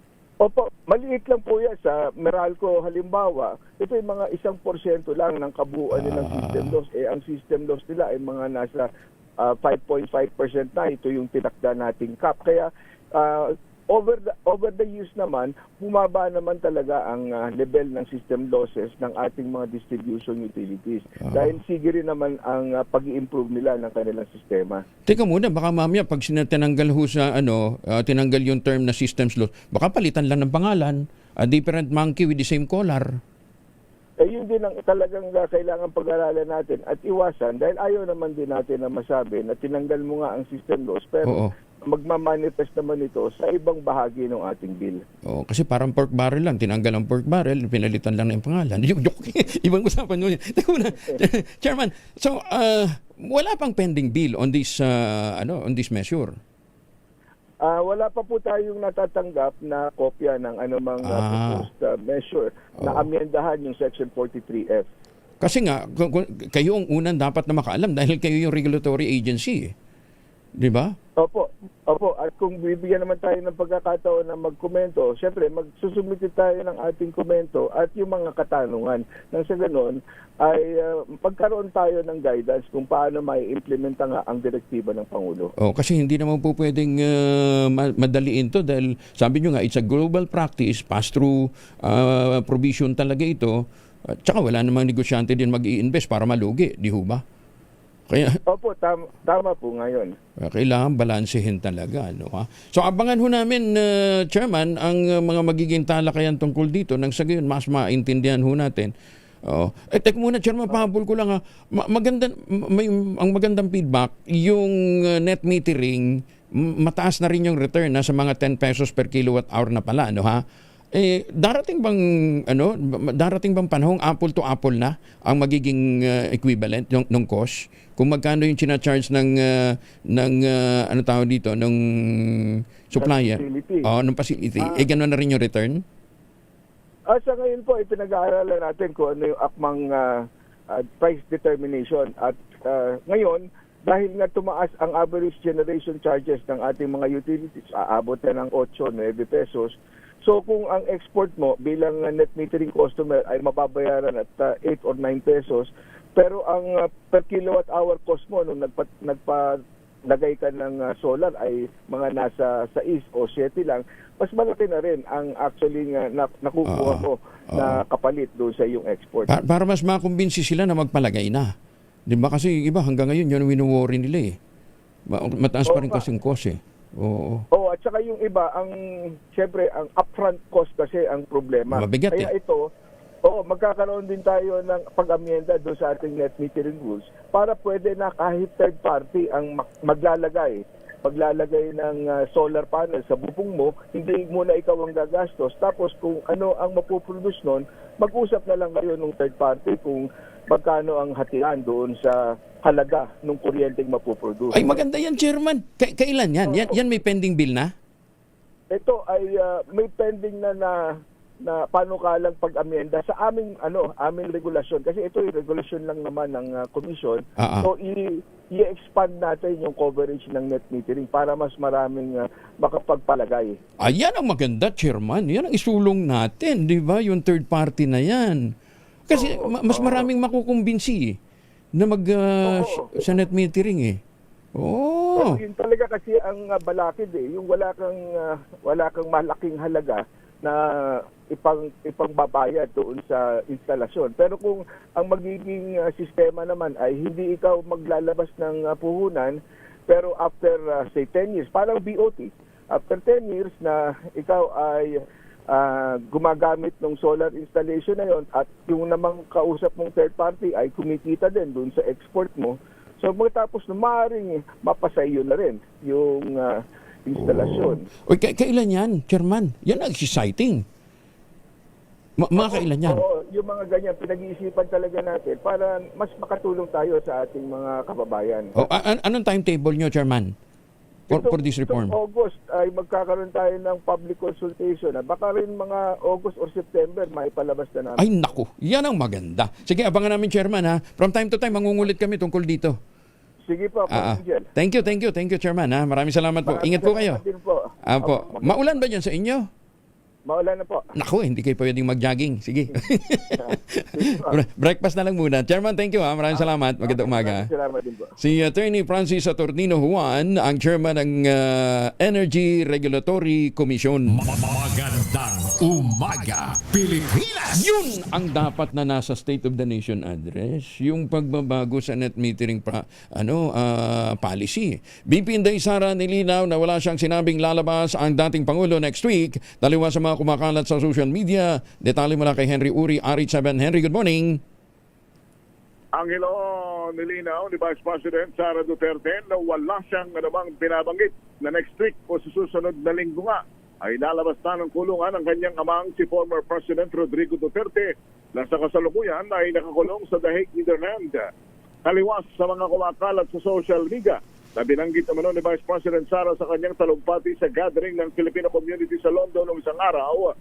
Pinaliwanag nito na bukod sa wala siyang sinabi, wala rin siya sa schedule na ilalabas na ng ICC ang release papers sa dating Pangulo. Sa panayam kay DP sa The Hague kagabi, narito ang kanyang paliwanag. Wala akong sinabi doon sa speech ko na lalabas sa CPRAD next week. Hindi ko alam kung saan nagsimula yung ganon, pero definitely wala doon sa transcript na nagsabi ako na lalabas na si PRD sa ICC or lalabas na si PRD next week. Dahil alam naman natin lahat at nakikita natin sa ICC website yung schedule ng kanyang kaso. At kung makikita natin na walang schedule ng hearing ng release, at ang meron lang schedule ay yung kanya trial proper. Ang tinig ng pangalawang Pangulong Sara Duterte. Samantala, ang hilo, ngayong araw, July 29, magsasagawa naman ang malakihang rally sa mismong bisinidad ng kulungan ng former President sa The Hague. Ang kanyang mga supporter para isigaw pa rin ang kanilang pagtutol sa pagpapakulong sa dating Pangulo.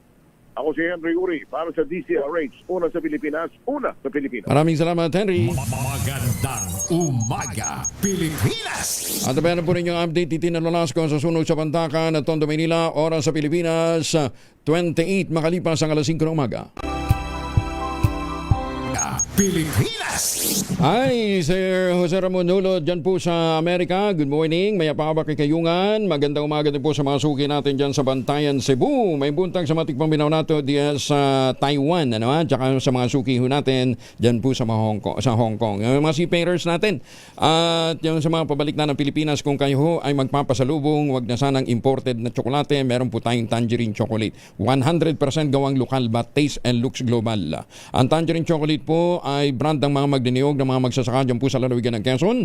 Sa tulong po ni Dr. Helen Tan, yung po mga planting material ng kakao galing Davao, hinakot po yan para maitanim dyan po sa lalawigan ng Quezon. Kaya ngayon, nagpuproduce po sila ng dekalidad na kakao beans, pinoprocess para maging tangerine chocolate. Available sa 0919-095-5935. May mahigit 10 variants po ang tangerine chocolate, ha. Ang mga raw material niyan galing din po sa ani ng ating mga magsasaka. I-check po ninyo sa tangerinechocolate.ph. Ang sabi nga po ni Dr. Helen Tan, sino bang magmamalasakit sa Pilipino kundi ang kapwa Pilipino? Kaya sa bawat tangkilik natin ng tangerine chocolate, pinalalakas natin ang loob ng ating mga magsasaka, pinalalakas natin ang ating ekonomiya. Tangerine chocolate 100% gawang atin, tinulungan po ito ng DOST at ng DTI. Pakiusap po ni Dr. Helen Tan, sana naman ay ating tangkilikin. Magandang umaga, Pilipinas! May sunugong nangyari sa Pandacan at sa Tondo, Maynila. Anong latest dyan? Tina Lolasco, RH9, Tita Teens, good morning.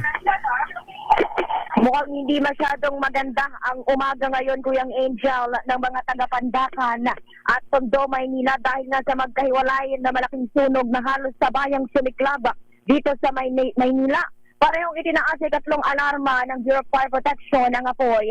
Dahil sa mabilis na paggalat nito, mabilis namang nakontrol ang paggalat ng apoy dito sa Dagupan Extension, Tuminga Street, Dagalangin, Tondo, Maynila. Habang patuloy pang inaapula ang sunog na sumiklab, Kuyang Angel, sa Residencias de Manila Building 1 sa Pandacan, Manila. Abangan ang aking follow-up report kaugnay ng nangyayaring sunog dito sa Kamaynilaan. Ito si RH9 Tina Nolasco para sa DZRH, una sa Pilipinas, una sa Pilipino. Salamat, Tina. Ay, magandang umaga sa mga taga Spring, Texas, US of A. Si tinatanong ni Roy Nieva, kapatid ko daw ba si Patricia? Oo, sansi ko siya, mas matanda sa akin. Ha? Si sister, ang aking kapatid na si Patricia Palmones ay nandyan sa Canada. Kapatid ko po yan. Pero pabalik ko sila ng Pilipinas ngayong December. Yan, ha? Ma'am Evan Lang sa Las Vegas, good morning. Amyanda sa Ipira Loy, sinusurong na nga sa kamera. Detalye ng balita mula kay Manang Milky Rigunaan, RH12. Manang Milky, good morning. Isusulong ni Representative Arthur Yap ng Murang Kuryente Party List ang amyenda sa umiiral na Electric Power Industry Reform Act o IPIRA matapos ipanawagan ni Pangulong Bongbong Marcos ang pag-alis sa system loss charges sa kuryente. Ayon kay Yap, mahalagang hakbang ang apela ng Pangulo para maibaba ang presyo ng kuryente at pagtiyak na magiging patas ito para sa consumers. Sa bill, palalakasin ang transparency, murang sale sa kuryente at proteksyon sa mga consumers. Ipinawanag ni Yap, hindi na lamang necessity ang abot kayang presyo ng kuryente, kundi mahalaga rin sa paglago ng ekonomiya, national competitiveness at pagpapabuti ng kalidad ng buhay. Bilang upper middle income na bansa, marapat umanong itaguyod ang mga polisiya tungo sa accessible, reliable at murang kuryente para sa lahat. Samantala, umaasa naman si Yap na isasama sa LEDAC priority measures at maipapasa ng Kongreso ang House Bill 9218 na layuning i-regulate ang pass-through charges at pag-alis sa systems loss charges. Ako si Milky Rigunaan, nagulat para sa DZRH, una sa Pilipinas, una sa Pilipino. Maraming salamat, Manang Milky. Magandang umaga, Pilipinas! Ay, sus me, talagang ako awang-awa sa presidente. Ano, mantakin mo bumanat ng gano'n ng presidente. Nangako siya na aamyendahan ang IPIRA do, tapos tatanggalin nga yung systems loss charges. Yun, sabi ng ERC, wala pa silang alam na bill. Kasi kung may pending bill, pinag-comment na ho sila. So, ibig sabihin, itong mga nakapaligid sa Pangulo, kumpletuhin nyo naman yung staff work nyo. Nagsubo kayo ng mga impormasyon sa Pangulo na kulang ng staff work. Dapat yun, priority measure eh. Dapat isinulong na kaagad ng Pangulo yung bill. O eto yung bill, eto yung gusto kong mangyari. Walang pending bill. Yun ang malungkot. Di ba? Narinig nyo, hindi ho sa akin ang galing yan. Galing ho sa ERC. O tapos namumroblema pa ngayon ERC kung sakasakali, kung tatanggalin natin, saan man gagaling? Kita ng mga kumpanya? Wala no. Kita nyo nga yung feed-in tariff hanggang ngayon hindi nila matanggal. Yung feed-in tariff, garantiya yon na hindi sila malulugi sa pagpasok nila sa renewable energy.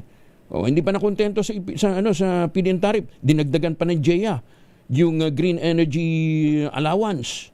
Di ba? Pagkatapos yung tatanggalin mo yung system. Awang-awa ako sa presidente. Ito pa, ibinida ng presidente. Magpapakawala na tayo ng maglo-launch na tayo ng rocket. Matagal na 'tong kinikwento ng DICT eh. Pero, mali eh. Yung location yung Cagayan, ang layo po sa ang layo po doon sa site na mas malapit sa equator. Ako, ibang araw na lang natin pag-usapan yun. Masisirang araw natin. Bibigyan nyo, sabi nga ng iba, 20 pesos na bigas nga, hindi pa natin ma-all out. Magpapakawala ka pa ng racket. Alam mo ba niyo sa ibang bansa, 5 to 10 years ang kinakailangang gugulin para makapagpakawala ka ng racket. Yung pinakawalan natin ng mga Cube satellite, pinadala sa Japan yun. Hindi naman tayo nagpakawala nun eh. Di ba? Sabi, kasi in partnership with Korea. Naku, sino kaya kumita rito? Daming kumita rito eh. Parang doon sa PAX, Silica, ang daming kumita. Tapos sasabihin nila, hindi, makapag-deliver yan ng maraming trabaho. Sa daming Amerikano walang trabaho, bakit hindi nila gawin sa Amerika? Kasi mismo sa Amerika, tutol sila dahil nga po sa pinsala na po pwedeng idulot sa kalikasan. Kung ang aasahan natin ng mga rail guards na magpapatupad ng pagbabantay ay DNR, ay naku, magduda na kayo. Anong nangyari sa green energy, sa renewable, yung National Greening Program. Tingnan ninyo, patuloy na nakakalbo ang ating gubat. At gusto nating magtagumpay ang Pangulo, pero kung ang nakapaligid sa kanya, itong mga, hindi mo malaman kani-kaninong interest. Ito, alam mo ba ninyo na meron tayong ASEAN Cyber Security Project? Ang pondo niyan, 1.7 billion pesos. May nakausap po tayong mga taga-DICT. Sila? Frustrated sila. Sabi nila, ano bang kinalaman itong Maroons? Ito pong Maroons ay private entity. Pero itong Maroons ang nagdidikta kung anong dapat gawin dito sa ASEAN Cyber Security Project. Bakit? Sinong nandyan? Ito pa. Pero sabi nila, wag mo na masyadong open secret na yan dito sa amin. Kaya alam na alam kung sinong mga nasa likod niyan. Di ba? Ay, sus ko. Wala tayong blueprint for digital governance. Yan, ito. Alam ba niyo si Senator Philip Jurado, yung Chief of Staff ni Senator Robin Padilla, nag-resign na. Tinatanong ko, health reason? Sabi niya, no comment. Ayan. Kasalukuyan na siyang nakalib at effective July 31 ang kanyang resignation. Ayan. At magandang umaga din po kay Ginoong Michael Rosaria. Believe din ako dito kay Michael Rosaria. Alam mo ba yung binanggit ito ni Curly Discaya na isa sa mga nakinabang sa flood control project? Sabi ni Curly Discaya, isa doon siya sa mga nakinabang. Pero hanggang ngayon, believe ka. Sino kayong padrino nito? Bakit nananatiling nandyan sa pwesto at ang malungkot pa kung ano-ano mga ibinibida. Ayan, good morning, Ginoong Michael Rosaria. Kasama kaya siya doon sa mga hahabulin na? Palagay ko, hindi. Kasi yung mukhang kwentong kutsero lang din yun na mapapaila ng kaso. Pero eto pa, baka nakikinig hong Malacanang. At saka si Deputy Ombudsman Dante Vargas. Alam mo ba ninyo, eto linaw attacks, alinsunod ho sa utos ho ng, sa polisiya ho ng Bureau of Internal Revenue. Personnel of BIR are prohibited from using personal number, personal email address, or an official messaging app like Viber, apps, Messenger for official audit or demands. Sino itong mga taga-BIR na tumatawag sa taxpayer? Sa ilalim po ng Revenue Memorandum Order number 1-2026, contact via personal mobile numbers or private accounts is a violation and should be reported to BIR. Ayan, ipadala daw ho ninyo. Yung mga tinatawagan ho ng mga revenue officer ng BIR na tumatawag ho sa mga taxpayer at na hinahabol yung mga lowa-lowa nila, bagamat sinuspindi na, at maglalabas pa lang ng bago, nagtatawag na kasi mga low-hanging fruits pala ito. At nagtataka din tayo, bakit yung mga dating identified kay Pogi hanggang ngayon nandyan? Mukhang talagang bagyo, ha? Matindi ang connection talaga ni Mrs. Doubtfire. Hanggang ngayon, nandun sila. Ako, ayoko maniwalang nagkakaroon ng lagayan dyan. Mahigpit yan si Commissioner Charlton Mendoza. Hindi ho papayag sa ganyan. Kaya, sino kaya itong Mrs. Doubtfire na protector daw nitong mga namamayagpag pa rin, ha? Dyan sa BIR. Ulitin ho natin, ha? Revenue Memorandum Order Number 1, 2026. Bawal ho tumawag ang mga revenue officer sa mga taxpayer. Kasi ho, ginagamit nila itong weapon para makapanakot. Madam Riparip, bukas abangan mong detalye. Magandang umaga, Pilipinas! Ibang klase din itong mga ito. Mga mga iniwang minion ni Pogi. Yan. Hindi pa kayo nakontento.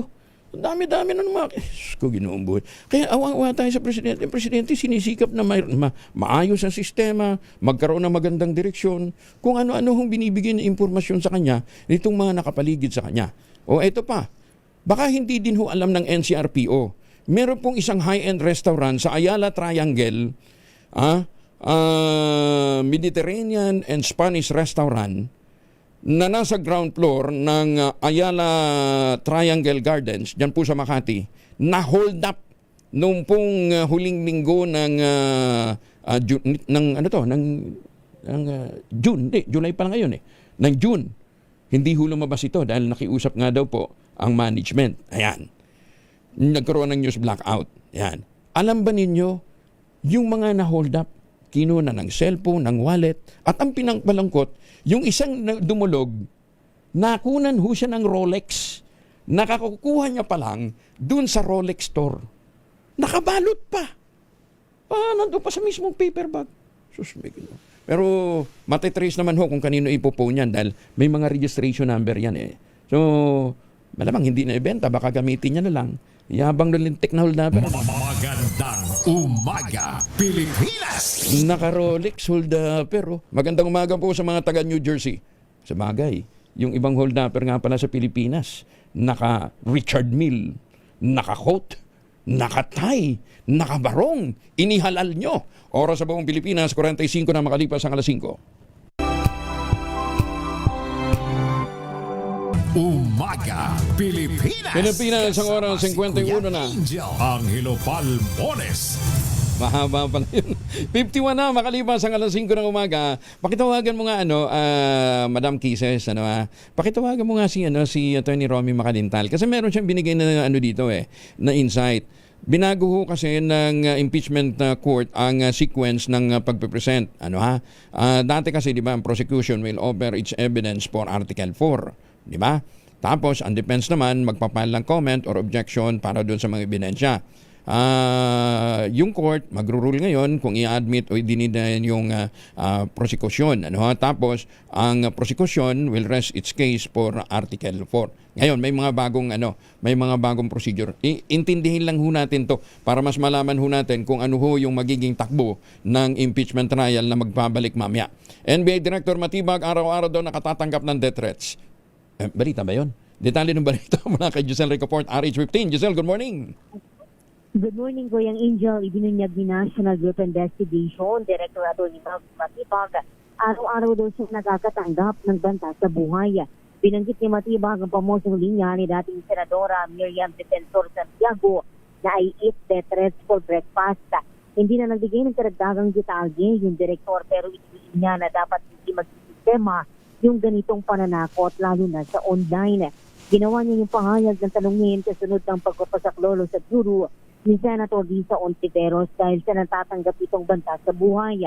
Kasalukuyang iniimbestigahan ng NBI yung serye ng death threats laban sa Senadora at sa katunayan may natukoy na silang mga persons of interest. Posible silang imbitahan o ipasabina ng Cybercrime Division sa mga susunod na araw. Sabi pa ni Matibag, may mga POI din sila na nag-post na isunod sa political blogger na si Mima Alicia yung ilang personalidad sa bilang na yung Pangulo. Una nang humingi ng tulong si Ontiveros sa NBI matapos magkatanggap ng tinawag niyang wave of death threats at killing remarks sa sunod ng pagtumba ng riding in tandem kay Mima Alicia sa Caloocan City noong July 17. Ito si Giselle Rico Point para sa D0HQ sa Pilipinas. Una sa Pilipinas. Maraming salamat, Giselle. Wala bang security si Senator Risa? Sabagay, Malo, walang security si si Senator Risa. May aid, pero mukhang wala yata siya security. Meron nga dyan isa, hindi pa nga senador, sangkaterba na yung bodyguard eh. Kaya ang tapang-tapang eh, sangkaterba yung bodyguard. Kung tanggalan mo ng bodyguard, tingnan natin kung manatili yung tapang. Ayan, ha? Pero yung mga threat at saka yung mga pananakot, naku, kami nga ho dito sa media, wala nga kaming bodyguard eh. Dami din nananakot eh.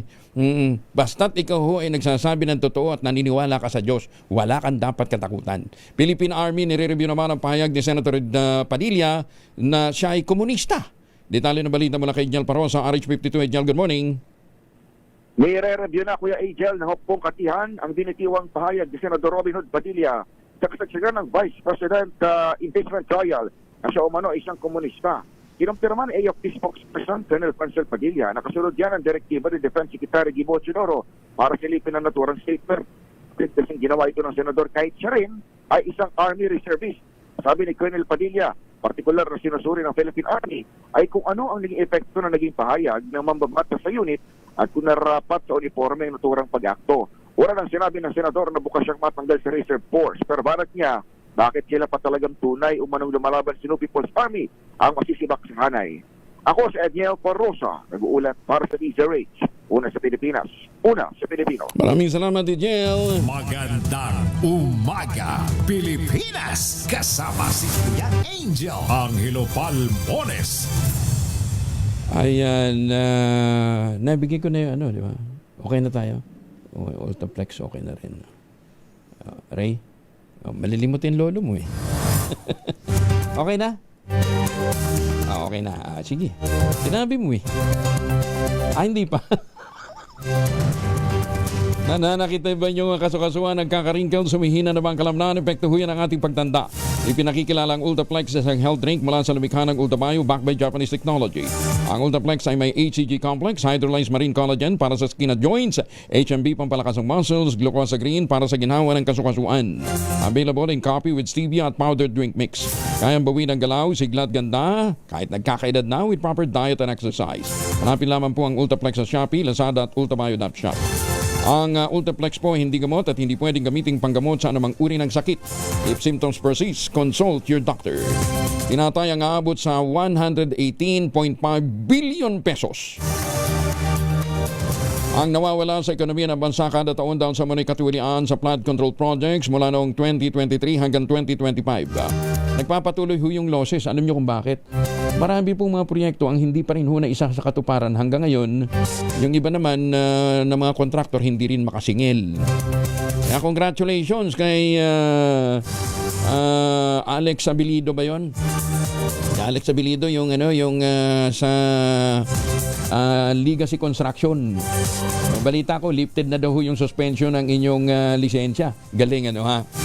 Hindi pa nakakasuhan, na-lift na ha. Samantalang yung iba hanggang ngayon hindi pa lifted. Iba talaga ha. Pagka may magandang misis. Ang pagkawala po ng 118.5 billion pesos na pondo sa ating ekonomiya ay inilahad ng Department of Finance sa ulat na inilabas kasunod na ikalamang State of the Nation address ng Pangulong Bongbong Marcos. Ayon kay Marcos, patuloy na iniimbestigahan ng pamahalaan ang lahat ng sangkot sa katiwalian at pananagutin ang mga mapapatunayang lumabag sa batas kabilang ang nasa hanay ng gobyerno. Iniulat din ng Pangulo na hanggang May 31, nakatanggap na ang inilunsad na online reporting portal ng 11,927 reports kaugnay ng flood control project. While 11,756 sa mga ito natuklasang may issue, kabilang mga depektibo, ghost at hindi umiiral at hindi natapos na proyekto. Ayon pa sa Pangulo, 9 na referral naman na sumasaklaw sa 65 individual ang naisumite na rin sa Office of the Ombudsman para sa posibleng pagsasampa ng kasong kriminal at administratibo at karagdagang pagsusuri. Ayan. Sana naman may masampahan talaga ng reklamo. Sino nga yung binabanggit natin kanina? Ano ba yun? Engineer Cesaria. Oo, ayan. Binanggit na di Diskaya pero hanggang ngayon namamayagpag. Michael Rosaria. Diyan po sa Quezon. Congratulations po, DE. Bagyo ang inyong padrino. Ay, paano po? Susunod ang Pontos por Dos sa Tang-Asias Balita. Kuya Angel po, si Angelo Palmones, nag-iiwan sa inyo ng isang magandang umaga. Maraming salamat sa inyong walang sawang pagsubaybay, pakikinig at pagtitiwala. Magtanim ng kawayan para sa kalikasan at kabuhayan. Ang ating quote of the day ngayong araw na ito ay mula po kay Miss Gina Lopez Roy, si Ma'am Gina Lopez. Ang sabi niya you cannot kill the environment because if you kill the environment, you kill everything. Bukas ay pagpapatuloy natin ang talakayan at mas mahaba-habang diskusyon tungkol po dyan sa Paksa Silica. Magandang umaga, Pilipinas! 1 minuto na lamang, 8 na ng umaga.